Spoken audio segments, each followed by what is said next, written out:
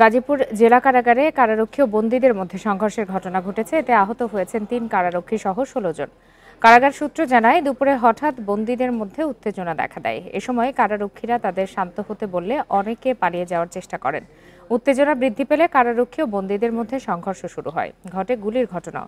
পরে পরিস্থিতি নিয়ন্ত্রণে বিপুল সংখ্যক সেনা মোতায়েন করা হয়। প্রিয় নম্বর সেট করে বিকাশে সেন্ড মানি করুন ফ্রি। এদিকে জামালপুর জেলা কারাগার ভেঙে বন্দীরা পালানোর চেষ্টা করেছে। 2টি ভবনে আগুন দেয় বন্দীরা। এ সময় কারারক্ষীরা ফাঁকা গুলি ছোড়ে। পরে সেনাবাহিনী পরিস্থিতি নিয়ন্ত্রণে নেয়।